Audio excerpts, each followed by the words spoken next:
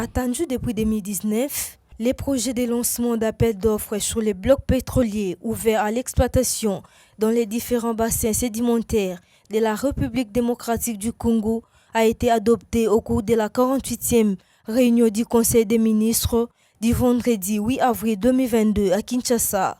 Au cours de cette réunion, le ministre des hydrocarbures Didier Boudimbu a précisé que cette attribution des droits des hydrocarbures vise la production des ressources pétrolières en vue de l'amélioration des recettes de l'État, d'une part, et de l'augmentation de la production nationale, qui doit quitter la zone modeste de 25 000 barils par jour, d'autre part. À en croire les experts, quelques critères doivent être démis pour être éligibles à cet appel d'offres. D'entrée de jeu, nous remercions le gouvernement de notre pays pour le travail abattu. Certes, nous attendions cet appel d'offres depuis 2019, c'est chose faite. Ainsi, pour connaître ceux qui sont éligibles à l'appel d'offres, bien entendu, ce sont les majors, les juniors, qui opèrent dans les activités d'hydrocarbures, en amont ou en aval pétrolier. Ils ont par ailleurs formulé quelques recommandations pour la réussite de ces projets. Et comme recommandation à faire au gouvernement par rapport à cet appel d'offres, somme toute, c'est l'amélioration du climat des affaires et comme sous-bassement, l'éradication de la corruption dans la gestion de notre administration. Donc voilà que nous sommes en train de lutter pour ça, pour le climat des affaires.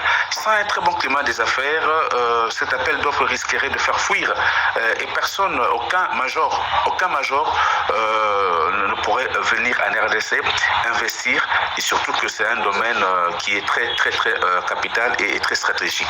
Signalons que 16 blocs pétroliers ont été sélectionnés pour cette première phase d'appel d'offres ouvert ou restreint, conformément aux textes légaux et réglementations en la matière. Les domaines et la réserve des Bombo-Lumene sont un domaine de chasse et une réserve des faune de la République démocratique du Congo. Situé dans la partie rurale de la ville de Kinshasa, entre la Bombo et la Lumene, sur les plateaux de Bateki, ce domaine a été créé en 1968. Les domaines et la réserve des Bombo-Lumene est habité essentiellement par les peuples Teki. La région est menacée directement ou indirectement par les braconnages intensifs par les populations riveraines et les chasseurs en provenance de Kinshasa. Nous avons connu un temps où le secteur touristique avait été, on va dire, relégué au second plan. Il faut des moyens, faire connaître des attraits touristiques d'une telle importance. Vous avez reconnu que c'est très attrayant, on sait se rafraîchir. En dehors de ces calmes, on retrouve également un côté vestige de tout ce que l'on retrouve dans cet endroit. Les sites déclarent un besoin criant d'une politique de relance de son système. Il faut noter que la vétusté est liée au temps que l'on a traversé entre le moment où le secteur touristique était rigoureusement pris en charge, le tourisme qui est considéré par le gouvernement comme un secteur économique porteur est censé porter un apport considérable dans l'économie nationale. Il faut des moyens qui doivent être mis à disposition aux fins notamment d'acquérir du matériel, du mobilier, de réhabiliter l'ensemble de ces cadres-là. La situation sécuritaire dans les secteurs des Bombo-Lumene n'est pas détendue. Ceci est dû à la forte pression des autochtones qui sont généralement pauvres. Ils exercent de plus en plus dans ces sites des champs, charbon de bois et braconnage. Mais les responsables font de leur mieux pour restaurer le calme au sein de ces parcs citadins. Nous avons beaucoup de problèmes que nous sommes en train de traverser. Pour faire la sécurité, ça nous donne nous avons un peu de difficultés à cause de l'effectif que nous avons pour le moment, des éléments, les éco-gardes que nous avons à notre possession pour bien garder cette superficie. Pour le moment, vous travaillez avec vos propres moyens? Oui, avec les moyens que nous avons ici, seulement avec la visite des touristes. Avec la visite des touristes, ça nous permet un peu de bien gérer cette réserve. Les exploitations forestières, spécialement en ce qui concerne l'agriculture, surtout le long de la route, bois tabac, l'effet des bosses incontrôlées, la coupe des bois pour la carbonisation et les bois de chauffe détruisent cet espace. Il est urgent de penser à mettre en place des comités de dialogue regroupant des partenaires locaux et responsables dans ces domaines à travers lesquels les questions se rapportant à la gestion du site seraient débattues, réduiraient à coup sûr les tensions latentes du moment.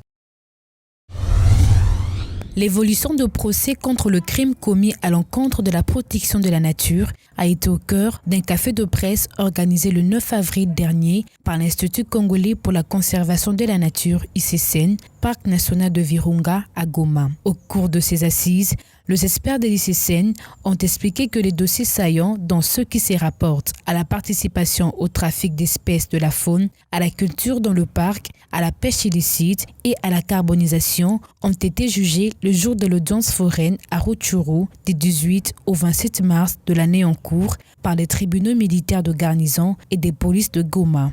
Le parc national de Virunga a appuyé l'organisation des audiences foraines du tribunal militaire de garnison de Goma et le tribunal militaire des polices de Goma. Les audiences ont concerné 30 dossiers pour 56 prévenus, dont 3 en liberté. Donc il y avait 53 prévenus en détention. Et le tribunal militaire de garnison a traité 14 dossiers, dont 24 prévenus en détention et 3 en liberté. Et le tribunal de police a traité 16 dossiers, dont 29 prévenus en détention. Toutes les étapes d'un procès équitable ont été respectées. Les principes d'un procès équitable ont donc été respectés. Quant à l'envahissement actuel à Nzolo, Méthode Ouozé, responsable à la charge de la protection intégrité du parc national de Virunga, a indiqué que la loi sera appliquée à tous ceux qui vendent et occupent illégalement ces lieux. L'ICCN a réussi sa notification. Je l'espère que la partie adverse aussi, d'une audience qui est prévue le 29 avril à la cour d'appel de Tanganyika à Kalemi. Donc on pense que la justice est en train de suivre sa cour normale et que dans peu de temps on saura l'issue de ce dossier qui a déjà fait couler beaucoup d'encre.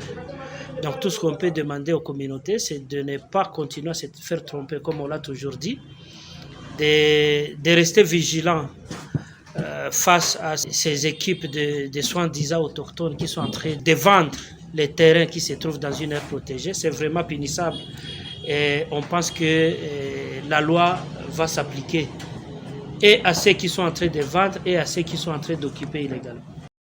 Signalons que le procès en audience foraine contre ceux qui ont commis de crimes environnementaux ont permis de condamner 30 personnes et en acquitté 5 en territoire de Rutshuru. Les voyageurs en provenance de l'extérieur n'ont plus besoin d'un test de réaction en chaîne de la polymérase en sigle PCR après avoir présenté leur couverture vaccinale. Ceci ressort de la décision de la 48e réunion du Conseil des ministres du vendredi 8 avril 2022 à Kinshasa.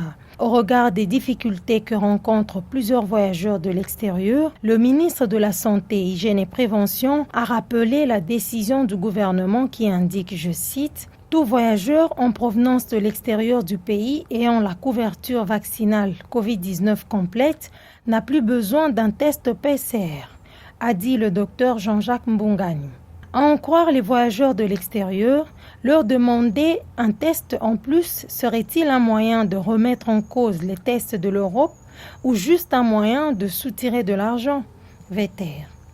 Si ce genre de pratique, est-ce que ça existe dans d'autres pays? Apparemment, on apprend que c'est qu'en RDC où aucun test de l'étranger n'est valable. Est-ce que c'est vraiment que le test n'est pas valable ou juste un moyen pour recevoir encore de l'argent des gens?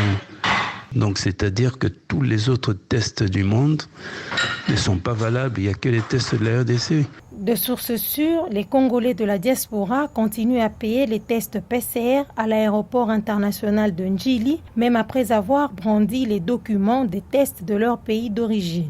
En ce qui concerne la circulation du Covid-19 en République démocratique du Congo, le ministre de la Santé a fait état de la poursuite de la baisse de nouveaux cas de contamination par rapport à la semaine précédente. Si le coronavirus continue à circuler dans notre pays, sa sévérité s'amenuise davantage et se traduit par une sensibilisation du taux de létalité autour de 1,5%, a précisé le docteur Jean-Jacques Mbungani.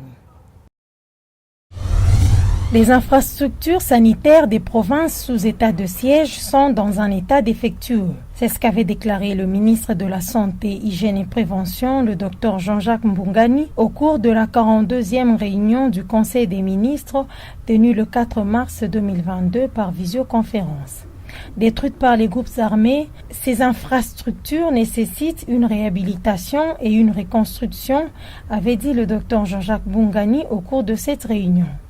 Les états des besoins élaborés par les directions provinciales de santé de l'Ituri et du Nord Kivu visent 111 centres de santé et un hôpital général de référence. Interrogé à ce sujet, le maire de la ville de Beni a indiqué que Beni, étant une zone endémique, a besoin de plus d'infrastructures sanitaires, mais n'a rien malheureusement.